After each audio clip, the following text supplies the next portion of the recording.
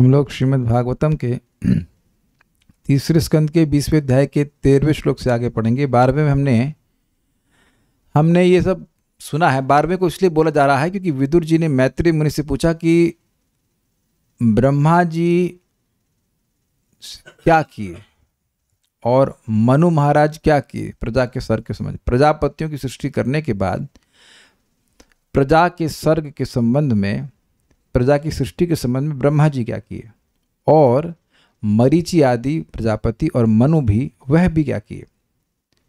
तो इसके उत्तर में बेसिकली विसर्ग की बात पूछ रहे हैं और उसके उत्तर में मैत्री मुनि कथा के सौष्ठव के लिए, कथा अच्छी लगे, सर्ग से प्रारंभ कर रहे हैं, जबकि सर्ग की बात वो पहले कर चुके हैं। तो मैत्री मुनि ने महतत्व की सृष्टि के बारे में 12वें श्लोक में कहा, मैत्रेय उवाचा दैवेना दुर्वितर्केणा परेणा निमिषेण च जातः शोभाद भगवतः महान आसीद गुणत्रयात्।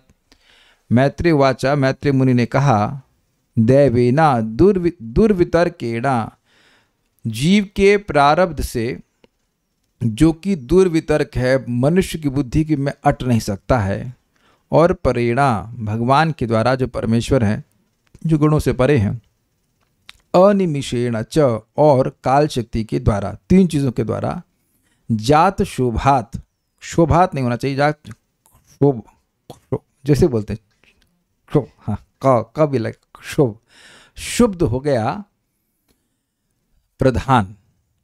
प्रधान मतलब प्रकृति की अव्यक्त अवस्था जिसमें गुणों की साम्यता रहती है। और भगवतः मतलब भगवान की इच्छा से। और महान आसीत अर्थात महतत्व प्रकट हो गया गुणत्रयात्, जो गुण तीन प्रकार के गुणों का में शोभ उत्पन्न हो गया और महतत्व की सृष्टि होगी। देखिए, सृष्टि तत्व आपको एक बात जरूर बोलेगा, हुजूर हमसे बच के कहाँ जाइएगा, जहाँ जाइएगा वहाँ पाइएगा, हमें पाइएगा। तो अगर कोई सोचे कि हम इस टॉपिक को दूसरे स्कंद में गायब कर देंगे, तो अब कहाँ तृतीय स्कंद में फिर आ गया। तो कुछ लोग खुश हो रहे हों शायद कि अब तो केवल लीला सुनने को मिलेगी, इस सृष्टि लीला सुनने को नहीं मिलेगी। तो भाइयों, फिर से शुरू हो गई, फिर से शुरू हो गई। अब यहाँ तो महतत्व की सृष्टि हुई, अब उसके आगे क्या होता है वो हम देखते हैं। देखिए, महतत्व से पहले था प्रधान और उसमें गुणों की साम्य थी, मतलब इक्विलिब्रियम स्टेट। रजोगुण, तमोगुण और सत्वगुण बराबर अवस्था में थे, वो एक दूसरे से कंपटीशन नहीं कर रहे थे, इसलिए कोई सृष्टि नहीं हो रही थी। ये समझ में आ गया, ईजी है। तो अब गुणों में क्षोभ हुआ और क्षोभ किस रूप में हुआ, सत्वगुण की वृद्धि के रूप में, और उससे महतत्व की सृष्टि हुई। लेकिन अब रजगुण बढ़ेगा और उससे सूत्र तत्व की सृष्टि होगी। सूत्र तत्व क्या है भाई? अब हम बहुत स्मृति से ही बोल रहे हैं। सूत्र तत्व जो है उसके बाद अहंकार तत्व आता है। तो सूत्र तत्व में से प्राण शक्ति प्रकट होती है जो हमारे शरीर को क्रियान्वित करती है। एक फंक्शन है, ये हमने सीखा था। सूत्र तत्व वो सूत्र तत्व जो है इंटरमीडिएट है और वह सूत्र तत्व प्राण शक्ति को क्रियान्वित करता है। प्राण से सारे कार्य हमारे चलते हैं। इस बारे में बात हो रही है, मेरे पीछे बोलिए। रजः प्रधानान् महतस्त्रिलिंगो दैवचोदिता। रजः प्रधानान् महतस्त्रिलिंगो दैवचोदिता। जातः ससर्ज भूतादिर्वियद आदीनि पंचशः। जातः ससर्ज भूतादिर्वियद आदीनि पंचशः। रजः प्रधानान् महतस्त्रिलिंगो दैवचोदिता। रजः प्रधानान् महतस्त्रिलिंगो दैवचोदिता। जातः ससर्ज भूतादिर्वियदादीनि पंचशः। जातः ससर्ज भूतादिर्वियद आदीनि पंचशः। रजः प्रधानान् महतस्त्रिलिंगो दैवचोदिता। रजः प्रधानान् महतस्त्रिलिंगो दैवचोदिता। जातः ससर्ज भूतादिर्वियदादीनि पंचशः। जातः ससर्ज भूतादिर्वियद आदीनि पंचशः। रजः प्रधानान् महतस्त्रिलिंगो दैवचोदिता। रजः प्रधानान् महतस्त्रिलिंगो दैवचोदिता। जातः ससर्ज भूतादिर्वियद आदीनि पंचशः। जातः ससर्ज भूतादिर्वियदादीनि पंचशः। जीव के भाग्य अर्थात दैव की प्रेरणा से रजगुण प्रधान महतत्व से 3 प्रकार का अहंकार उत्पन्न हुआ। फिर अहंकार से 5 तत्वों के अनेक समूह उत्पन्न हुए। मैं समझ रहा हूँ कि बात समझ में नहीं आई। अभी मैंने कहा, जब मैंने इसके अनुवाद को पढ़ा था तो मैं कंफ्यूज हो गया था कि अरे, कल ही तो मैंने बताया कि महतत्व सत्वगुण में होता है प्रधानता, पर रजोगुण में कैसे हो गया। देखिए बात क्या है, महतत्व है सत्वगुण में प्रधान, लेकिन जब उसमें रजोगुण की प्रधानता होती है तब सूत्र तत्व की सृष्टि होती है, उसके बाद आगे अहंकार तत्व की सृष्टि होती है जो कि तमोगुण प्रधान है। कंपटीशन चल रहा है ना इससे करके, ये है इसका आचार्यों ने समझाया इस तरह से। वेरी कंफ्यूज्ड, क्या ये क्या हो रहा है, आप समझ नहीं आया मेरे को। तो आप समझ में आ रही बात। महतत्व में सत्वगुण का प्रधानता होती है, वो प्रोमिनेंट होता है, लेकिन अब उसके आगे फर्दर डेवलपमेंट हो रहा है तो फिर रजोगुण बढ़ेगा, और रजोगुण जब बढ़ेगा तो सूत्र तत्व की सृष्टि होगी, फिर उसके बाद तमोगुण बढ़ेगा तो फिर अहंकार की सृष्टि होगी। ये फंक्शन है, समझ में आ गया, इजी है। और उस अहंकार से फिर 5 का समूह बनेगा, 5 तन्मात्राएं अर्थात रूप, रस, गंध, शब्द और स्पर्श, 5 पंच महाभूत पृथ्वी जल वायु अग्नि आकाश, कितने को 2 सेट बना लिए अपने। और नहीं, ज्ञानेन्द्रिय कर्मेंद्रियाँ 4 हो गए, 4 हो गए, छूट गया। और एक सेट और बनेगा, 5 कर्म, वो इंद्रियों के नियामक देवता, ये 5 सेट बन गए। ऐसे इस तरह से समझाया गया। ये सब अहंकार से उत्पन्न हुए। तामसिक अहंकार से पंच महाभूत और सूक्ष्म तन्मात्राएं उत्पन्न हुई। राजसिक अहंकार से बुद्धि और इंद्रियां उत्पन्न हुई, और सात्विक अहंकार से मन और इंद्रियों के नियामक देवता उत्पन्न हुए। ये पहली बार तो शायद नहीं सुन रहे होंगे, लेकिन थोड़ा कुछ समय के बाद जरूर सुन रहे हैं, ऐसा हो सकता है। इससे पहले मैं इसमें आगे जाऊं, मैं विचार कर रहा था कि सृष्टि लीला सुनने की जरूरत ही क्या है हम लोग को। एग्जैक्टली, कल्याण प्रभु को सही बोले, वैराग्य के लिए। हम लोग ये सोचते हैं कि हम लोग की बहुत बड़ी प्रॉब्लम है कि हम लोग ये सोच रहे हैं कि we belong to this world, हम इस जगत के हैं, है ना। यही तो व्यक्ति को फंसाया हुआ है ना। हम इस जगत के हैं, ये व्यक्ति मेरा है, ये मेरी पत्नी है, ये मेरे बच्चे हैं, ये मेरा घर है, इत्यादि इत्यादि। जब बार बार सृष्टि लीला समझते हैं तो सब एक बात याद आती है, ये सब कुछ सृष्ट है। बचपन में मैंने एक मूवी देखी तो नहीं थी, थोड़ी थोड़ी देखी थी, तो कुछ समझ में आई थी। नाम ले लेना चाहता हूँ, देखना तो मत, लेकिन नहीं नाम लेना चाह रहे, लेकिन इसे कहते हैं ट्रू मैन शो। तो कोई आदमी था, वो कोई व्यक्ति था, वो देश की मूवी थी, वो बचपन से उसको एक मूवी सेट में डाल दिया गया, और वो उस क्षेत्र से बाहर नहीं निकल सकता। उसकी जो पत्नी थी वो भी उसकी उस फिल्म की हीरोइन थी। वो ये सोच रहा है कि वो मेरी पत्नी है। कुछ समझ रहे हैं, वो अनाथ बच्चा था और उस बच्चे को ऐसे स्थान में डाल दिया गया जहां सब कुछ सेटअप था। मैं ये खाली बोलने के लिए बात बोल रहा हूं, मूवी देखने के लिए नहीं कह रहा हूं। Everything was a setup. और वो सोच रहा है कि ये मेरी पत्नी है और ये मेरे ये लोग वो उसके जीवन में जो घटित हो रहा है वो प्री अरेंज्ड है, होता था मूवी के हिसाब से, जो डायरेक्टर था उसके हिसाब से। उसको क्या लग रहा है कि मेरी असली जिंदगी चल रही है। क्या मैं समझा पा रहा हूं मैं क्या कह रहा हूं? अब आप ये बताओ कि क्या ये आपके संग और मेरे संग हो रहा है कि नहीं हो रहा है। अगर कोई अच्छा ज्योतिष हो तो बोल देगा इस समय आपकी शादी होगी या नहीं होगा, या इस समय एक्सीडेंट होगा, ये होगा वो होगा। तो ये तो आपने सुना है ना। प्रारब्ध का मतलब क्या है? पहले से कुछ सेट है, वो आना है। हम सोच रहे हैं कि we can change things and all this things, लेकिन भक्ति के अलावा बाकी सब कुछ पहले से सेट है। वो मूवी सेट कर दी गई है। हम इससे मिलेंगे, हमसे ये होगा वो होगा, कुछ ग्रहण कर रहे हैं। कभी दिमाग लगाएं इस तरह से। आपने देखा भी होगा, कोई बहुत अच्छा एस्ट्रोलॉजर है, वो आपको बता देता है कि ये होगा, और ये होता भी है। इसका मतलब पहले से सेटिंग हो चुकी है कि ये इस पिक्चर में ये होना है, ये होना है, वो होना है। ये मैं नहीं कह रहा हूं, ब्रह्म संहिता में ब्रह्मा जी कहते हैं इंद्रगोप से लेकर इंद्र तक। इंद्रगोप छोटा कीड़ा होता है और इंद्र, वो सब अपने कर्म को भोगते हैं, लेकिन क्यों जो भगवान की भक्ति करता है उसके कर्म को चेंज करते हैं भगवान। तो ये सृष्टि लीला सुन करके समझ में आता है कि भैया हम सेटअप में हैं, इस सेटअप से बाहर निकलना है। और इस मूवी में ऐसा होता है, एक दिन उसको समझ में आता है कि मैं तो भैया पिक्चर का एक पार्ट हूं, मुझे उल्लू बनाया जा रहा है। तब वो उस घेरे से बाहर भाग जाता है।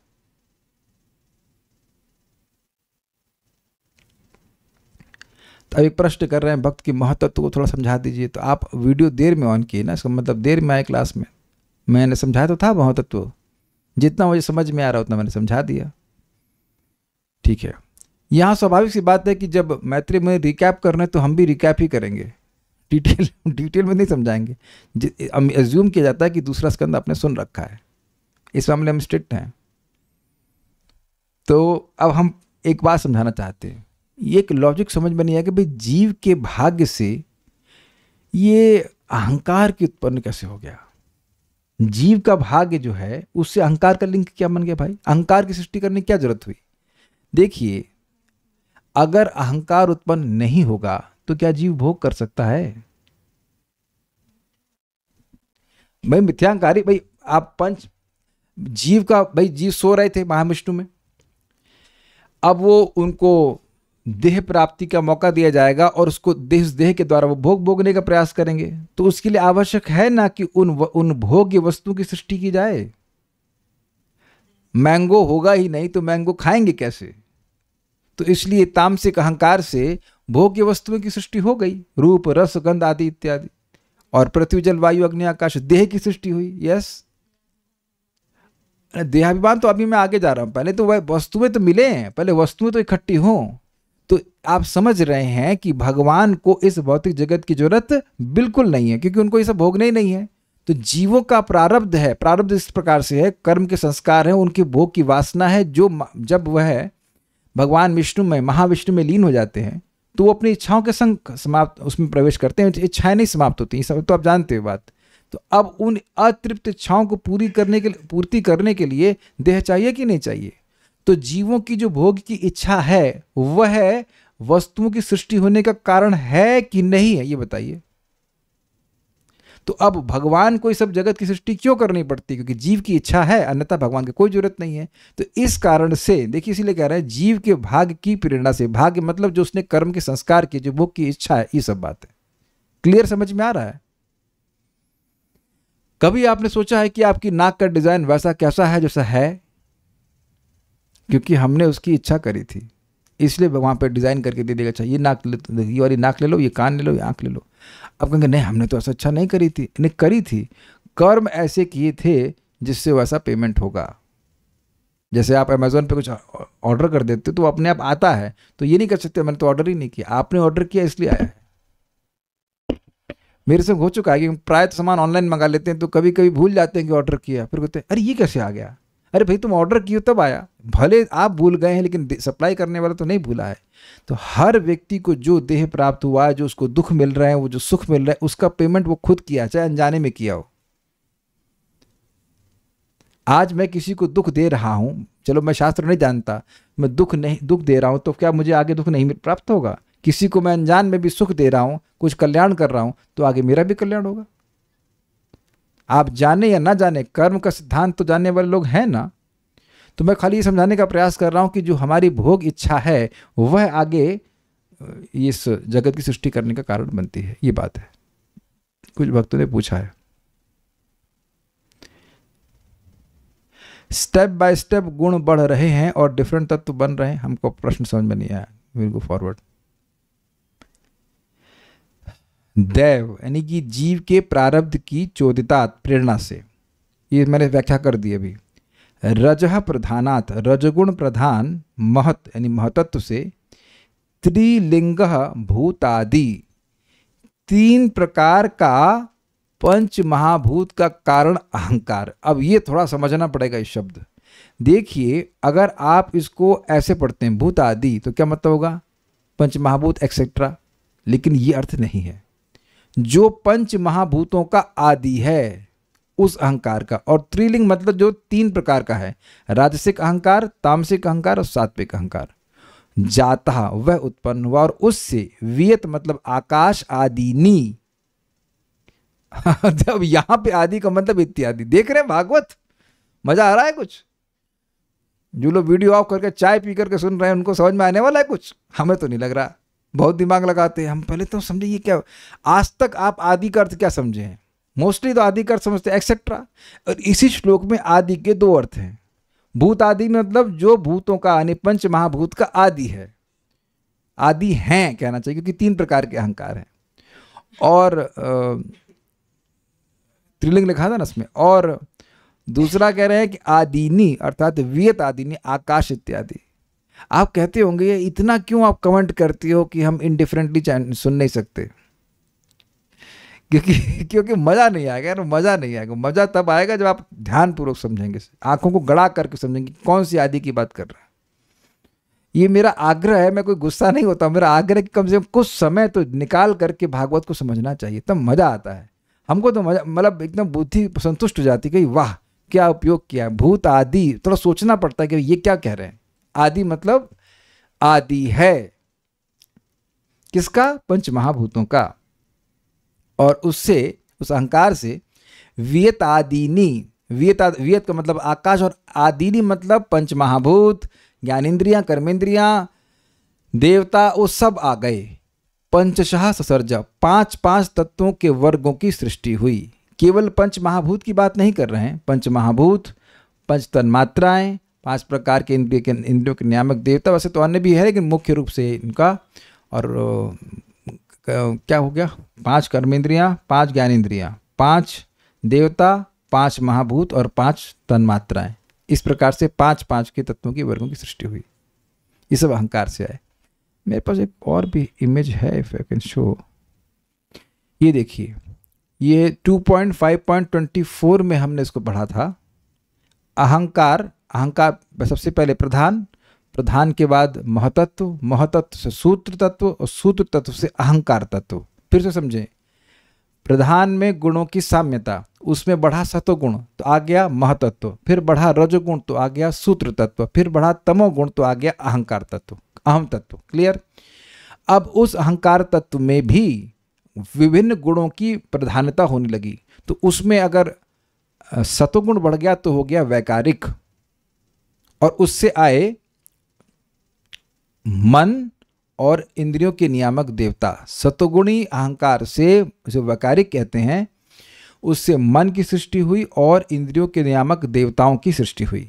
एक बात, तेजस अर्थात रजोगुणी अहंकार, वो अहंकार मुख्य रूप से तमोगुणी है, लेकिन उसमें रजोगुण के शेड्स जब बढ़ गए तो वो तेजस अहंकार कहा जाएगा, और उससे उत्पन्न हुआ बुद्धि और इंद्रियां। ठीक? और जब उस अहंकार में तमोगुण की वृद्धि हुई, प्राइमरली तो तमोगुण में है लेकिन उसमें भी वह तमोगुण की वृद्धि होती है, तो उससे आए द्रव्य अर्थात 5 महाभूत और 5 तन्मात्राएं। तन्मात्रा सबको समझ में आ रहा है? अब याद दिला रहा हूं, तामसिक अहंकार से सबसे पहले सृष्टि होती है, बोलिए कल्याण प्रभु, शब्द की सृष्टि, शब्द तन्मात्रा की। और उस शब्द से आता है आकाश, फिर आकाश से फिर सृष्टि होती, आकाश से नहीं, फिर सृष्टि होती है अगले तत्व, नहीं देखिए वायु ना, हाँ, स्पर्श की सृष्टि होती है, और स्पर्श से आती है वायु। क्योंकि हर तन्मात्रा अपने, जो आगे वाला पॉइंट है, जो पंचमहाभूत है, पंचमहाभूतों से जो भूत है उसका वो आधार होता है। उसके बाद सृष्टि होती है रूप की, और रूप प्लस वायु बन जाता है अग्नि। उसके बाद होता है रस, तो रस प्लस अग्नि बन जाता है जल। अब ये बताइए कितनी अद्भुत बात है, अग्नि से जल प्रकट हो सकता है, लेकिन भागवत समझा रही है ऐसा, सूक्ष्म से स्थूल आता है, ये बात बोल रहा है। और उसके बाद हुआ गंध, तो गंध प्लस जल हो गया पृथ्वी। तो इस प्रकार से ये तामसिक अहंकार की सृष्टि हुई। ठीक है? क्लियर? ओके। बाकी तो हम सबको समझा दिया ना यहाँ पे, नहीं ये पॉइंट पढ़ रहे थे। तो ये 5 किस्म आपको वर्णन किया। रजः प्रधानान महतस, रजोगुण प्रधान महतत्व से अर्थात सूत्र तत्व से, त्रिलिंगो दैव चोदितात, जीव के प्रारब्ध से प्रेरित होकर के, त्रिलिंग, लिंग मतलब चिन्ह, 3 प्रकार से चिन्हित होने वाला, भूतादि, जो भूतों का आदि अहंकार है, भूतों का कारण अहंकार है, ससर्ज जाता, वह उसकी सृष्टि हो गई। यानी कि 3 प्रकार के अहंकारों की सृष्टि हो गई, ये सिंपल सी बात है। और उनसे वेदादि निपंचशः, उनसे 5 प्रकार के आकाश एक्सेट्रा, आकाश आदि का प्राकट्य हुआ। यह है श्लोक का अर्थ। ओके, श्रीधरी, उस महान से, महान मतलब महतत्व से उत्पन्न अहंकार त्रिगुणात्मक हुआ। सात्विक, राजसिक, तामसिक। सात्विक, राजस एवं तामस। कुछ कमेंट आया इससे पहले कि क्या बोल रहे हैं। अच्छा, कह रहे हैं कि ससर्ज और जात तो एक ही हुआ, मैं कुछ मिस्टेक किया गया? नहीं, हाँ मैंने मिस्टेक कर दिया। अहंकार की सृष्टि हुई, अहंकार जाता और वेदादीनि पंचशः ससर्ज, और उससे आकाश आदि प्रकट हुए। अहंकार प्रकट हुआ, फिर उस जो देखिए जात शब्द का लिंक भूतादि से अर्थात अहंकार से, और ससर्ज का लिंक जो है वेदादीनि से है, क्योंकि जात और ससर्ज एक ही मतलब हुआ ना। मैं भी गलती कर गया यहाँ पे, फिर से श्लोक समझ लेते हैं। रजः प्रधानान महतत्व, रजोगुण प्रधान महतत्व अर्थात सूत्र तत्व से त्रिलिंगो भूतादि जातः दैव चोदितात्, मतलब जीवों के प्रारब्ध के द्वारा त्रिगुणात्मक 5 महाभूतों का कारण अहंकार जातः अर्थात प्रकट हुआ, और उससे वेदादि पंचशः वेदादीनि ससर्ज, 5 प्रकार के ग्रुप जिसमें 5 एलिमेंट्स हैं वह प्रकट हुए। अब तो ठीक है ना? ठीक है, ध्यान से सुन रहे हैं, अच्छी बात है। यद्यपि महतत्व स्वाभाविक रूप से सत्व प्रधान है, फिर भी अहंकार की उत्पत्ति के समय वह रजः प्रधान हो जाता है। उस अहंकार ने 5 के वर्गों की सृष्टि की। वे हैं 5 तन मात्राएं, यानी कि विषय, इंद्रिय विषय, 5 महाभूत, पृथ्वी जल वायु अग्नि आकाश। तन्मात्र सबको समझ में आ रहा है? रूप रस गंध स्पर्श और शब्द। आप शब्द सुन रहे हैं ना? अरे हरे कृष्णा। सोलोनी माता जी, अभी हम तन मात्रा ही समझा रहे हैं और आप क्वेश्चन मार्क कर रही हैं, तो सुन भी रही हैं। तन मात्रा ग्रहण करने का सामर्थ्य है कि नहीं है, यही तो मैं समझा रहा हूं। उससे पहले क्वेश्चन पूछ रहे हैं कि तन मात्रा क्या है। सुनना खाली टाइप करने के लिए बैठी, टाइपिस्ट बनना चाहती हैं? सुनिए भी तो मैं क्या बोल रहा हूं। ये सुनना, ये शब्द ही तन मात्रा है। पनीर खाती हो ना जम के, तो वो उसका रस मिलता है कि नहीं? अब हमको समझाते तन मात्रा क्या होता है। तो अब शब्द पनीर बड़ा पसंद है ना, तो पनीर आपकी जीभ का विषय है, उसे कहते तन मात्रा। सुनिए तो सही मैं क्या बोल रहा हूं। अब ओके बोलना। अब दो बात में समझ में आ गया ना? पानी ठंडा लगता है तभी नहीं उठती है ना सुबह, उसे कहते तन मात्रा, वो आपके स्किन का विषय है। और समझाएं? पहले सुनिए कि मैं क्या बोल रहा हूं। तन मात्र का मतलब हुआ कि इंद्रियों के विषय। लेकिन ध्यान दीजिएगा, इनके केवल इंद्रियों के विषय नहीं है। ये बड़ा इंटरेस्टिंग है। ये 5 महाभूतों की सृष्टि के आधार भी हैं। पृथ्वी का गुण है गंध। सबने अनुभव किया ना, पृथ्वी की गंध आती है, और जितनी भी अन्य गंध हैं वह भी पृथ्वी से आती है। अग्रीड। लेकिन जब प्रलय का समय आता है तो गंध खींच लेते हैं भगवान। तो गंध खींच लेते हैं तो पृथ्वी का अस्तित्व समाप्त हो जाता है और पृथ्वी जल में समा जाती है। This is very interesting. ऐसे ही जल का गुण क्या है? रस। उसमें से जब रस खिंच जाता है तो जो जल है उसका अस्तित्व समाप्त हो जाता है और वो अग्नि में मिल जाता है। और ऐसे अग्नि भी नष्ट हो जाती है। कैन यू इमेजिन कि अग्नि नष्ट हो जाए, अग्नि तत्व भी नष्ट हो जाए? लेकिन अग्नि तत्व आया है रूप तन्मात्रा से। तो इन तन्मात्राओं की एक और फंक्शन है सृष्टि की क्रिया में भी। इंद्रिय विषय तो है ही, साथ साथ ये सृष्टि के घटक भी हैं, इंग्रेडिएंट्स भी हैं। ये मैं समझाना चाहता हूं। तो इनकी सृष्टि भी हुई है, शब्द की सृष्टि भी हुई है। इसीलिए कहा जाता है कि इस पूरे जगत की सृष्टि कैसे हुई है? मूलतः शब्द से हुई है। और इसी कारण से जगत का नाश कैसे होगा? आध्यात्मिक शब्द के द्वारा। शब्द बहुत शक्तिशाली है।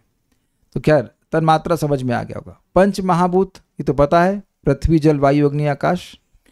5 ज्ञानेंद्रियां गिन लीजिए कौन सी हैं? आंख, नाक, कान, त्वचा और जीभ। तो जीभ में रसना कहा जाएगा, ना कि वाक। वाणी कर्मेंद्रिय है और जीभ का जो फंक्शन टेस्ट करना है उसे कहते हैं रसना, उसे ज्ञानेंद्रिय कहा जाएगा। तो ये एक इंद्रिय जो डबल काम करती है। तो ज्ञानेंद्रिय के रूप में ये रसना कही जाएगी और कर्मेंद्रिय के रूप में ये वाक कहा जाएगा, वाणी। 5 कर्मेंद्रिय क्या हुई? हाथ, पांव, वाणी,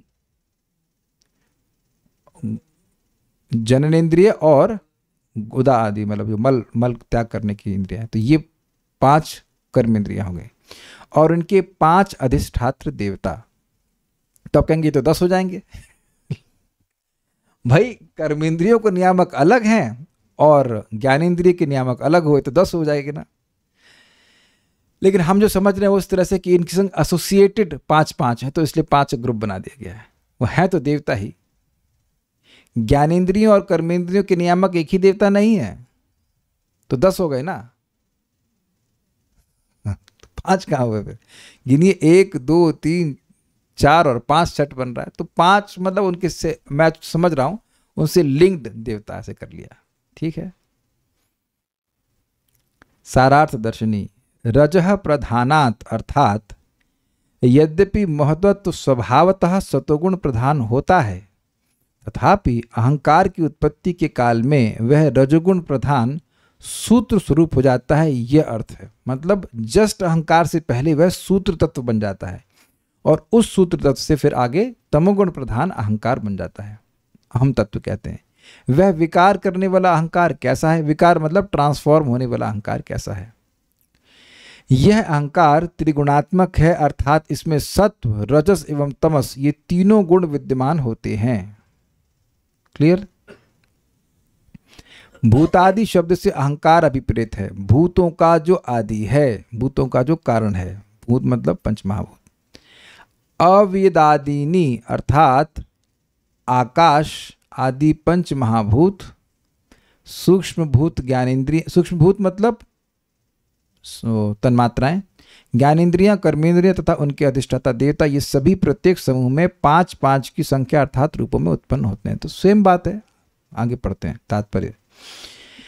आद्य प्रकृति में 3 गुण होते हैं जिनसे 5-5 तत्वों के 4 समूह उत्पन्न होते हैं। प्रथम समूह तात्विक हैं जिसमें पृथ्वी, जल, अग्नि, वायु तथा आकाश सम्मिलित हैं, 1 हुआ। 5 तत्वों का दूसरा समूह तन्मात्रा कहलाता है जिसमें सूक्ष्म तत्वों ध्वनि, स्पर्श, रूप, स्वाद तथा गंध का बोध होता है, दूसरा सेट। तीसरा समूह 5 ज्ञानेंद्रियों आँख, कान, नाक, जीभ तथा त्वचा का है, ये हो गई ज्ञानेंद्रियां। चौथा समूह 5 कर्मेंद्रियां, जीभ, जीभ यहाँ जीभ से क्या मतलब है? बोलने की शक्ति। इसलिए ध्यान देना होगा, यद्यपि दोनों जगह जीभ का प्रयोग कर रहे हैं लेकिन जीभ 2 तरह से कार्य करती है। जैसे इस समय मैं अपनी जीभ से क्या कर रहा हूँ? कर्म कर रहा हूँ, कर्म बन रहा है, लेकिन अगर खा रहा हूँ कुछ तो वह टेस्ट जो करने का फंक्शन हुआ वह हो गया ज्ञानेंद्रिय कार्य। जीभ हाथ, पांव, गुदा तथा लिंग का है। कुछ लोगों का विचार है कि 5-5 के ऐसे 5 समूह हैं। पहला 5 तत्व, दूसरा 5 भूत। 5 तत्व का मतलब कौन से तत्व? अच्छा ये तन्मात्रा होगा ना। तीसरा 5 ज्ञानेंद्रियां, चौथा 5 कर्मेंद्रिय तथा 5वां पंच देवता जो इन विभागों पर नियंत्रण रखते हैं।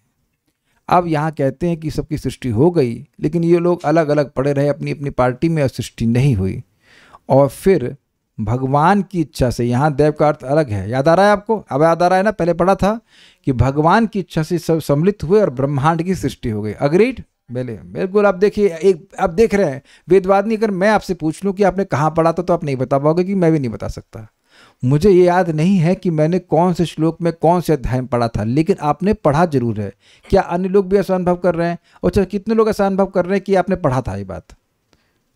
Please raise hands here, then you will understand the value of hearing. अच्छा, श्लोक बताइए।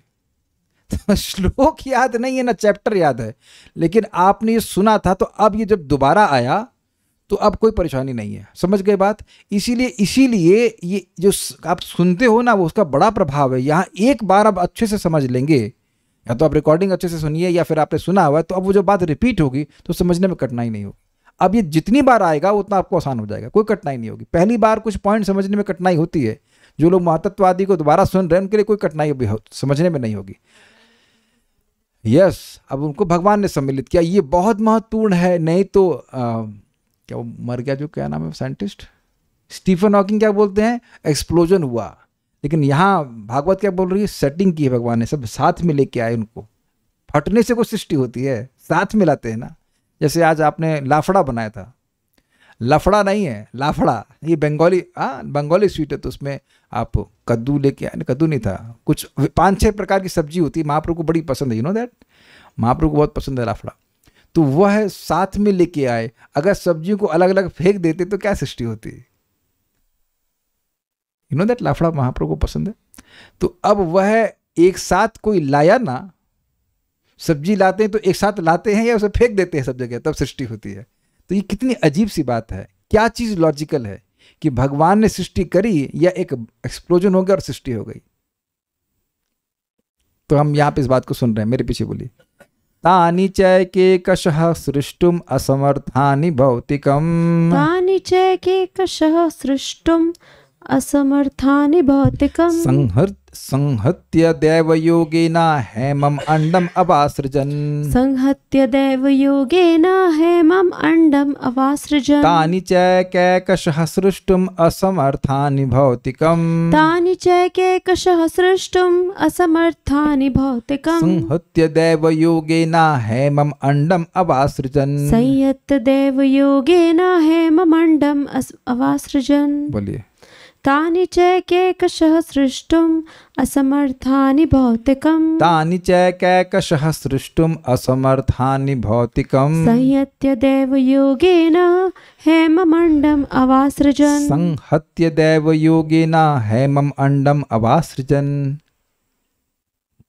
अलग अलग रहकर ब्रह्मांड की रचना करने में असमर्थ होने के कारण वे परमेश्वर की शक्ति के सहयोग से संगठित हुए और फिर एक चमकीले अंडे का सृजन करने में सक्षम हुए। वे मतलब ये सारे तत्व जिनके बारे में अभी वर्णन हुआ।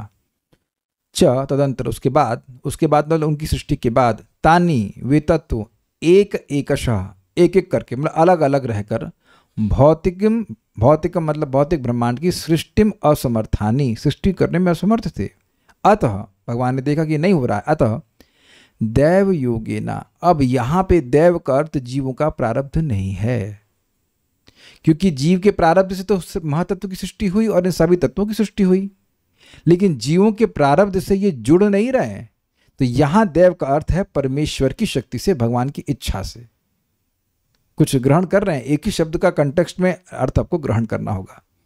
तो परमेश्वर की शक्ति से संहत्य मतलब संगठित होकर उन सबों ने हेमम, सोने की तरह चमकीले अंडम अवासृजन, अंड को उत्पन्न किया। यानी ब्रह्मांड है वो चमकीले अंडे के रूप में प्रकट हुआ है। तानि च एकैकशः सृष्टुम असमर्थानि भौतिकम, वह सब तत्व एक एक करके जुदा जुदा रहे, अलग अलग रहे, इस कारण से भौतिक तत्व की, भौतिक जगत की सृष्टि करने में समर्थ नहीं हुए। तो इसका एकदम बिल्कुल स्पष्ट बात है कि वो क्या एक्सप्लोजन थ्योरी क्या बोलते हैं, बिग बैंग थ्योरी बिल्कुल गलत है। क्योंकि जैसे आप बात करते हो बिग बैंग, तो उसमें एक मानते हैं कि एक पिंड था और वो फट गया, तो पिंड के फटने से सृष्टि नहीं हो सकती है। भागवत के अनुसार तो बिल्कुल स्पष्ट ऐसा, और वैसे भी लॉजिकली स्पीकिंग पिंड के फटने से सृष्टि नहीं हो सकती है। सृष्टि के लिए चीजें साथ में आनी चाहिए, फटनी नहीं चाहिए। अग्रीड। एक बार कुकर एक हम लेके आए थे, वो कुछ गड़बड़ निकला, तो ऐसे भड़बड़ करने लगा, तो लगा हम लोग को डर लगा कि ये फट जाएगा, तो हम लोग भागे, ये भी भागी, मैं भी भाग गया ना। तो क्या हम सोच रहे थे कि कुकर फटेगा तो खिचड़ी हमारे पास खिचड़िया जो भी आप बना रहे थे, शायद खिचड़ी बना रहे थे, समथिंग बहुत सब्जी, वो बिल्कुल मतलब तैयार होकर के प्लेट में आ जाएगी, कोई ऐसा सोचेगा? तब जानते हैं कि पूरे घर में हो जाएगा, पूरा फैल जाएगी। तो कहाँ सृष्टि हुई? एटलीस्ट कुछ क्रिएटिव सृष्टि तो नहीं हुई, ऑर्डरली सृष्टि नहीं हुई। ऑर्डरली सृष्टि समझते हैं, जहाँ पे व्यवस्था बनी है। आप इस रूम पे आए तब देख रहे हैं कहीं कोई मैट बिछी हुई है, यहाँ लैपटॉप लगा है, सब कुछ लगा हुआ है, तो उनको एक जगह इकट्ठा किया गया, ऐसे फैला नहीं दिया गया है।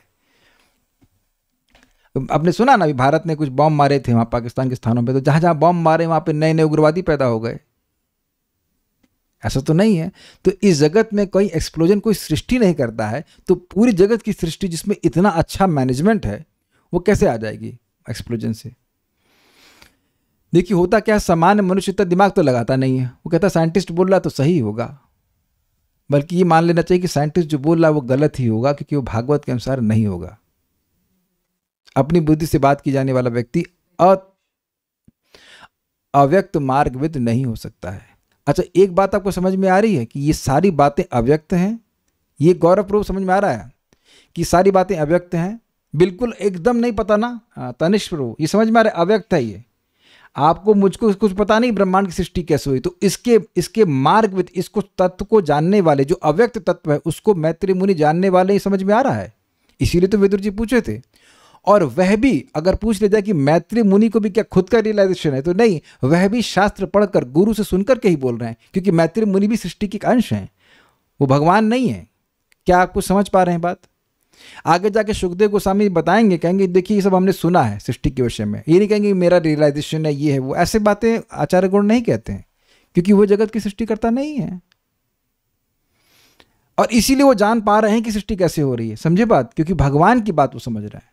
भगवान ने ब्रह्मा जी को ज्ञान दिया, फिर आगे उस ज्ञान के प्रवर्तन हुआ है, उसी को वो बोल रहे हैं। तो संहत्य दैव योगेना, अर्थात भगवान की इच्छा, दैव योग यानी भगवान की इच्छा से सब लोग साथ में आए और हेमम अंडम अवासृजन, हेमम मतलब गोल्ड, तो चमकीले सुनहले एक अंड की वह सृष्टि किए।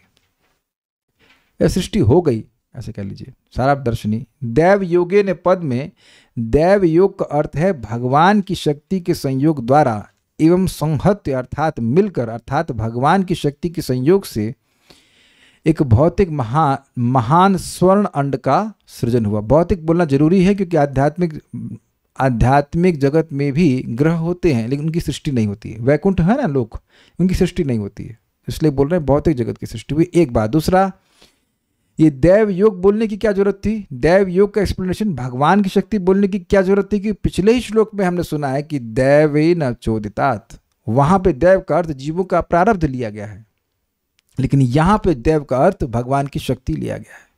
इसलिए आवश्यक है कि उसको कंटेक्स्ट में समझा जाए। ये नहीं कि जीवों ने मिलकर ही जगत की सृष्टि कर दी।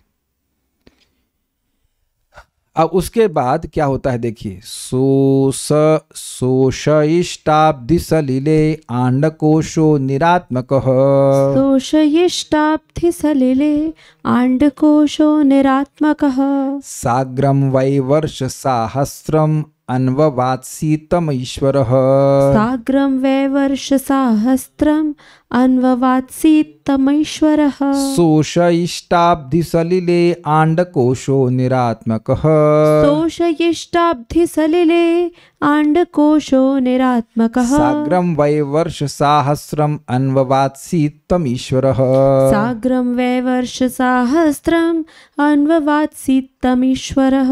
बोलिए। सोशयिष्टाब्धि सलिले आंडकोशो निरात्मकः, सोशयिष्टाब्धि सलिले आंडकोशो निरात्मकः, साग्रं वै वर्षसाहस्रम् अन्ववात्सीतमीश्वरः, साग्रम वै वर्ष साहस्रम अन्ववात्सीतम ईश्वरः। यह चमकीला अंड 1000 वर्षों से भी अधिक काल तक अचेतन अवस्था में कारणार्णव जल में पड़ा रहा। यह भी हम लोग पढ़ चुके हैं। तब भगवान ने इसके भीतर गर्भोदकशायी विष्णु के रूप में प्रवेश किया। तो एक प्रश्न है कि अचेतन क्यों पड़ा रहा? क्योंकि इसमें जीव इस समय उद्बोधित नहीं हुए, उनको देह नहीं मिला, उनको कॉन्शियसनेस नहीं आई, और सब कुछ नहीं, वो सोए पड़े हुए हैं। ठीक है, तो उसमें भगवान गर्भोदकशायी विष्णु के रूप में उन्होंने प्रवेश किया। सह आंड, वह स्वर्णमय अंडाकार कोश यानी ब्रह्मांड का पिंड, निरात्मक बिना आत्मा वाला अर्थात अचेत अवस्था में, अनकॉन्शियस अवस्था में, बेहोश कह लीजिए, अब दिसलिले समुद्र के जल में। कौन से समुद्र का जल? कारणार्णव जल। सहस्त्रम वर्षम वै सा अग्रम, 1000 वर्षों से भी अधिक समय तक। अग्र मतलब अग्रज का मतलब जो बड़ा हो, तो साग्रम मतलब जो थोड़ा अधिक हो। समझ में आ गया? तो यानी 1000 वर्ष, 1000 वर्ष मतलब अब इस बात पे झगड़ा हो जाएगा कि 1000 वर्ष का मतलब हमारे 1000 वर्ष कि देवता के 1000 वर्ष कि ब्रह्मा जी के 1000 वर्ष। तो सुयशा माता जी ने निर्णय दे के बोल दिया है कि ब्रह्मा जी का 1000 वर्ष। तो ठीक है, हम तो कमजोर आदमी भाई, हम तो कुछ कह। मुकुंद से झगड़ा चालू, मुकुंद सेवनी माता जी ने कहा कि नहीं, देवताओं के 1000 वर्ष। अब हमको ये बात समझ में इसलिए नहीं आ रही क्योंकि देवताओं की तो सृष्टि हुई नहीं। ब्रह्मा जी में तो सृष्टि खत्म होने लग जाएगी। नहीं नहीं, अभी ब्रह्मा जी की सृष्टि नहीं हुई है, ये ब्रह्मा जी की सृष्टि से पहले की बात है। तो जिसके भी 1000 वर्ष हों वो समझ ले, हमको तो समझ में नहीं आया किसके 1000 वर्ष हैं, लेकिन अब काफ़ी लंबा समय मान के चलिए। ये जो 1000 वर्ष यहाँ के तो कुछ भी नहीं है, तो कुछ सेकंड भी नहीं है। तो ये देवताओं के भी नहीं समझ में आते हैं, क्योंकि देवता भी तो एक ब्रह्मा जी के दिन में ही गायब हो जाते हैं। तो बात अब जब पॉइंट क्या कहते हैं, प्रोसेस ऑफ एलिमिनेशन से हमारे 1000 वर्ष हो नहीं सकता, वो तो कुछ नहीं, 1000 सेकंड होता है ब्रह्मा जी का। देवताओं का 1000 वर्ष हो नहीं सकता है, क्योंकि वह तो क्या है, उनका तो कुछ भी नहीं। ब्रह्मा जी के दिन में मर जाते हैं सब, 14 बार सरकार चेंज होती है ना देवताओं की, तो वह भी अल्प है। तो ब्रह्मा जी का ही 1000 वर्ष, ब्रह्मा जी का 1000 वर्ष मतलब ब्रह्मा जी का एक दिन, क्या बोल रहा हूँ मैं। ब्रह्मा जी के तो नहीं, ब्रह्मा जी का तो 1000 वर्ष हो नहीं सकता, तो 100 साल तक जीते हैं। 1000 वर्ष हमको समझ में आ रहा है, ब्रह्मा जी का दिन समझ में आ रहा है। अरे जो भी हो, लंबा समय बीत गया, ठीक है, वही लंबा समय, ठीक है। उससे कुछ अधिक, ब्रह्मा जी के दिन से कुछ अधिक समय बीत गया, ब्रह्मा जी की रात्रि से कुछ अधिक समय बीत गया। आश इष्ट पड़ा रहा ऐसे ही। तम तदंतर उसमें, तम का मतलब उसमें, और तदंतर जोड़ा गया है, मतलब उसके बाद, पड़ा रहा। उसके बाद ईश्वर अन्ववात्सीत, भगवान श्री हरि ने उनमें प्रवेश किया गर्भोदक्ष विष्णु के रूप में। अंडा है, अंडा को आधा पानी से भरा हुआ है, उसमें भगवान गर्भोदक्ष विष्णु के रूप में प्रवेश करते हैं। उन्हीं से नाभि, उनके ही नाभि कमल से ब्रह्मा जी की सृष्टि होती है। सह अशइष्ट, वह पड़ा रहा। कहाँ पड़ा रहा? अब्धि सलिले, समुद्र के जल में, यानी कारणव के जल में पड़ा रहा। कौन? कहने अंड कोश, वो जो ब्रह्मांड, जो स्वर्णिम अंड प्रकट होता, वो किस रूप में? निरात्मक, बिल्कुल अचेतन पड़ा रहा, मरा सा। कब तक पड़ा रहा? तो कहते हैं साग्रम वही वर्ष सहस्त्रम। तो अब ये जो हम समझ पा रहे हैं वो ये है कि ब्रह्मा जी के 1000 वर्ष नहीं, ब्रह्मा जी के एक दिन से कुछ अधिक समय तक वह पड़ा रहा अचेतन। तम, और उसमें ईश्वर अन्ववात्सीत, ईश्वर अर्थात भगवान श्री हरि उसमें प्रवेश कर गए, कि वो समझ गए कि हमारे बिना ये कुछ होने वाला नहीं है। सारार्थ दर्शनी। अब्धि सलिले अर्थात कारण समुद्र के जल में। ये अ क्यों जोड़ दिया? अ गलत है, यहाँ पे निरात्मक शब्द है।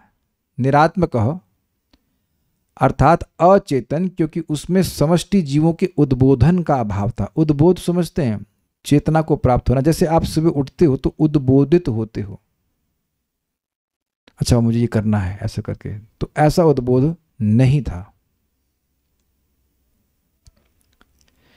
तो ये बात है।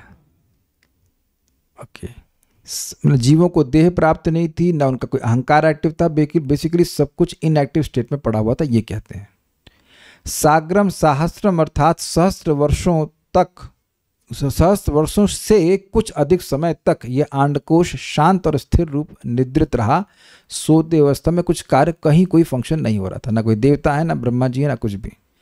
तथा अनु अर्थात उसके पश्चात, इस 1000 साल के बीतने के बाद महतत्व के सृष्टिकर्ता ईश्वर उस अंडकोश में गर्भोदकशाय विष्णु के रूप में अधिष्ठित हुए। तात्पर्य, इस श्लोक से प्रतीत होता है कि सभी ब्रह्मांड कारणार्णव में तैर रहे हैं। एक मेरा प्रश्न है कि हम यहाँ बोल रहे हैं कि 1000 वर्ष का मतलब है ब्रह्मा जी का 12 घंटा। तो प्रश्न ये हो सकता है कि ब्रह्मा जी की तो सृष्टि ही नहीं हुई है, तो अब उनके हिसाब से काउंटिंग क्या? तो देखिए, ब्रह्मा जी के आयु और उनके जो लाइफ स्पैन है वो फिक्स्ड है, एक प्रकार से 100 साल है, तो उससे नापा जाता है। अगर आपको याद हो तो समय की परम अवधि को ब्रह्मा जी की आयु से नापा जाता है। तो लोगों को पता है, क्या कहते हैं उसको? परम महान कहते हैं, हाँ परम महान कहते हैं। तो वो लोगों को पता है कि लंबे टाइम ये होता है, तो इसलिए हम लोग को समझाने के लिए बोल रहे हैं। वहाँ बैठ के कोई काउंटिंग नहीं कर रहा था। जब कोई सृष्टि हुई ही नहीं तो वहाँ कौन काउंट करेगा कि 1000 साल बीत गए? वो हम लोग को समझाने के लिए बोला जा रहा है कि इतना लंबा समय बीत गया। उम्मीद है कि बात आप समझ पा रहे होंगे। उस समय तो कोई है ही नहीं एक्सेप्ट भगवान, भगवान के अलावा कोई है ही नहीं, तो वो कितना बहुत समय बीत गया। तो अगर कोई व्यक्ति पूछे कि भाई कितना समय बीत गया, तो यहाँ ब्रह्मा जी की रात्रि से कुछ अधिक समय बीत गया। इस तरह से वो बोल रहे हैं, हम लोग को समझाने के लिए बोल रहे हैं। कुछ समझ पा रहे हैं? वहां तो कोई है ही नहीं काउंट करने के लिए कि कितना समय बीत गया। आप कहेंगे कि मैत्री मुझे कैसे मालूम चला? अव्यक्त मार्ग विद अव्यक्त मार्ग सुन करके मालूम चला। आप लोग कैसे मालूम चला? सुन करके मालूम चला। ठीक है ना। एक आखिरी श्लोक। अब उसके बाद क्या होता है देखिए, भगवान अब कहाँ पहुंच गए? आप भगवान गर्भोदकशय विष्णु के साथ अब आप ब्रह्मांड के अंदर पहुंच गए हैं। तस्य नाभेरभूत पद्मं सहस्रार्कोरुदीधति। तस्य नाभेरभूत पद्मं सहस्रार्कोरुदीधति। सर्वजीवनिकायौको यत्र स्वयंभूत स्वराट। सर्वजीवनिकायौको यत्र स्वयंभूत स्वराट। यत्र स्वयंभूत स्वराट। यत्र स्वयंभूत स्वराट। तस्य नाभेरभूत पद्मं सहस्रार्कोरुदीधति। तस्य नारेरभूत पद्मं सहस्रार्कोरुदीधति। तस्य नाभेरभूत पद्मं सहस्रार्कोरुदीधति। तस्य नाभेरभूत पद्मं सहस्रार्कोरुदीधति। सर्वजीवनिकायौको यत्र स्वयंभूत स्वराट। सर्वजीवनिकायौको यत्र स्वयंभूत स्वराट। बोलिए। तस्य नाभेरभूत पद्मं सहस्रार्कोरुदीधति। तस्य नाभेरभूत पद्मं सहस्रार्कोरुदीधति। सर्वजीवनिकायौको यत्र स्वयंभूत स्वराट। सर्वजीवनिकायौको यत्र स्वयंभूत स्वराट। गर्भोदकशायी भगवान विष्णु की नाभि से 1000 सूर्यों की दीप्ति सदृश प्रकाशमान एक कमल पुष्प प्रकट हुआ। यह कमल पुष्प समस्त बद्ध जीवों का आश्रय है और इस पुष्प से प्रकट होने वाले पहले जीवात्मा सर्वशक्तिमान ब्रह्मा थे। तो ये फोटो आप देख लीजिए, भगवान गर्भोदकशायी विष्णु हैं और उनके नाभि कमल से एक कमल की उत्पत्ति हुई और उससे अब ब्रह्मा जी उत्पन्न हो रहे हैं। और ये जो कमल है ये एक ब्रह्मांड के सभी जीवों का सामूहिक रूप सूचित करता है। इसी को हिरण्यगर्भ कहते हैं। ये कमल जो है सभी जीवों को सामूहिक रूप से सूचित करता है, उनकी इच्छाओं को कह सकते हैं, भोग इच्छा या जो भी है, एक समष्टि जीवों को। जैसे मैंने समझाया था आप लोगों को कि कहीं कहीं फॉर्मेशन होती हैं, लोग बैठे हैं पंगत में और इस तरह से बैठे हैं कि लगता है कि हंस है, कहीं भारत का तिरंगा बना देते हैं। तो वो अलग अलग हैं लेकिन सामूहिक रूप से जब आ जाते हैं तो उसका भी एक रूप बनता है। वहाँ फोटो भी दिखाई थी अगर आपको याद हो तो इसी तरह से जीव हम लोग अलग अलग हैं लेकिन जब साथ में हैं तो वह भी एक रचना बन जाती है। जैसे आपने सुना है चक्रव्यूह रचना, सेना है और हर एक सैनिक है लेकिन वो ऐसे खड़ा हो जाता है कि ऐसे लगता है कि वह चक्र में खड़े हुए, चक्राकार में कोई चक्र बना हुआ है। समझे बात? तो ये समष्टि रूप से जीवों को एक, ये जो लोटस है जिस पे ब्रह्मा जी बैठे हैं, ये सभी जीवों का एक साथ आश्रय है। सारे लोकांतर जो हैं वो इस नाभि इस कमल की नाभि इस कमल के नाल में है। तो सारे लोग हम लोग कहाँ रह रहे हैं? इसी में रह रहे हैं, इससे बाहर तो कोई रह नहीं रहा। हाँ, यस। तस्य उन भगवान श्री हरि की नाभि अर्थात नाभि से सहस्र अर्क, हजारों सूर्यों से भी उरु अर्थात अधिक, दीप्ति प्रकाशमान और सर्व जीव निकाया, सभी प्राणियों के समूह का, समूह मतलब जैसे गायों का एक समूह, बैलों का समूह, मच्छरों का समूह, ये अलग अलग हो, देवताओं का समूह, ये समूह है ना, उन समूह का ओका अर्थात आश्रय, पद्मम अभूत, एक कमल उत्पन्न हुआ। मैंने बताया ना आपको कि 14 लोक हैं और उसमें सभी प्राणियों का समूह है। असुर लोग एक लोक में रहते हैं, देवता अलग रहते हैं, मनुष्य लोक, समझ गए बात? ऋषियों का लोक है, तप लोक है। तो ये सभी का एक समूह है और सारे समूह का आश्रय क्या है? ये कमल है। कमल मतलब कमल और उसकी डंडी, तो उस डंडी के अंदर ही 14 लोक हैं, हम समझा चुके हैं पहले इस बात को। तो वो ही तो सभी के रहने के स्थान है, उससे बाहर तो कोई नहीं रह रहा, ये बात हम कह रहे हैं। उसके बाद यत्र स्वयं स्वराट अभूत, ये कमल प्रकट हुआ, उस कमल के ऊपर सबसे ऊपर स्वयं यानी स्वयं मतलब साक्षात ब्रह्मा जी प्रकट हुए। स्वराट ब्रह्मा जी का अर्थ में क्यों कह रहे हैं भाई? वो स्वतंत्र हैं, सीधे भगवान से प्रकट हुए, इसलिए उनका कोई भौतिक माता पिता नहीं है। तस्य, उन भगवान के जो इस ब्रह्मांड में प्रवेश किए, तस्य नाभेर अभूत पद्मम, उनकी नाभि से एक कमल प्रकट हुआ। सहस्र आर्को, अर्क मतलब होता है सूर्य, सहस्र मतलब हजार, हजारों सूर्यों से भी उर्व अर्थात अधिक उसकी दीद थी अर्थात प्रकाश था। और वह सर्व जीव निकाय ओकः, सभी जीवों के समूह का वह आश्रय था। यत्र, जिस कमल के ऊपर स्वयं अभूत स्वराट, स्वयं ब्रह्मा जी प्रकट हुए, ये बात थी। कहा गया इसमें तो कोई तात्पर्य है प्रभुपाद का। इस श्लोक से ऐसा प्रतीत होता है कि पिछली सृष्टि के प्रलय के पश्चात भगवान के शरीर के भीतर स्थित बद्ध जीवात्माएं कमल के रूप में इकट्ठी होकर बाहर निकल आईं। एक शब्द वहां पे आया था तन्वन, वो सूक्ष्म रूप था, उसके बाद ये कमल प्रकट हुआ है, ब्लूइश था वो। यस, इसे हिरण्यगर्भ कहते हैं। वो जो कमल था उसी को हिरण्यगर्भ कहते हैं, और वो समष्टि जीव में एक साथ सभी जीवों का आश्रय है। इससे जो प्रथम जीवात्मा प्रकट हुआ वह ब्रह्मा जी थे, यानी कि इस कमल से, जो शेष दृश्य जगत को स्वतंत्र रूप से सृष्टि करने में समर्थ हैं, उनको किसी से सहायता नहीं लेनी पड़ती। इसीलिए ब्रह्मा जी को नारद जी ने कहा ऊर्ण नाभि इव क्लमः, पूरे जगत की सृष्टि आप ऐसे करते हो जैसे कि ऊर्ण नाभि मतलब मकड़ी करती, जिसकी नाभि से ऊन निकलता है, मतलब धागा निकलता है, बिना किसी सहायता के करते हो। इस कमल को 1000 सूर्यों के प्रकाश के समान देदीप्यमान कहा गया है। इससे सूचित होता है कि परमेश्वर की अंश स्वरूप जीवात्माएं भी उसी प्रकार की होंगी, क्योंकि भगवान भी अपनी शारीरिक कांति को, जिसे ब्रह्मज्योति कहते हैं, चारों ओर फैलाते हैं। ये समझ में आया भाई? आप ये भी देखिए, दिवाली की लड़ी देखी है आपने? अरे बिजली के वो खूब सारे बल्ब होते थे, तो बल्ब का इंडिविजुअल प्रकाश है, और उस लड़ी को एक साथ ला दीजिए तो उसका एक ज़्यादा प्रकाश हो जाएगा। समझे बात? तो यहाँ पे प्रभुपाद समझा रहे हैं कि ये कह रहे हैं कि वो जो कमल है वो 1000 सूर्य के समान है। तो अब वह प्रकाश आया कहाँ से? क्योंकि उसमें जीवात्माएं भी हैं, और जीवात्माएं भी स्वयं प्रकाश हैं, इसलिए वह कमल प्रकाशित हो गया। समझे बात? और इसे ये सूचित होता है कि भाई जैसे भगवान के शरीर से भगवान की जो अंग कांति है उसे ब्रह्म ज्योति कहते हैं। यस्य प्रभा प्रभवतो जगदंड कोटि कोटि श्वशेष वसुधादि विभूति भिन्नम तद ब्रह्म निष्कलम अनंतम शेष भूतम गोविंदमादि पुरुषम तमहम भजामि। जिनकी प्रभा है ये ब्रह्म ज्योति कहलाती है, और उस प्रभा से सारे वैकुंठ लोग सब उसी में निवास करते हैं। ये बात पता होगी आप लोगों को। तो जैसे भगवान के दिव्य शरीर से कांति निकलती है, उसी प्रकार से जीवों के भी दिव्य शरीर से कांति निकलती है।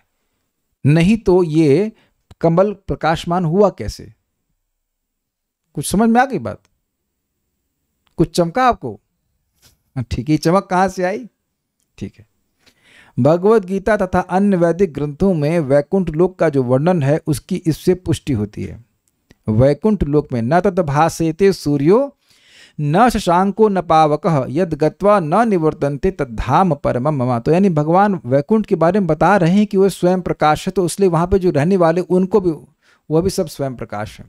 वैकुंठ लोक में न तो धूप, न चांदनी, न अग्नि और न बिजली की आवश्यकता होती है। वहाँ प्रत्येक लोक सूर्य के समान स्वतः प्रकाशमान है, और हर व्यक्ति भी इसी प्रकार से। कोई प्रश्न है?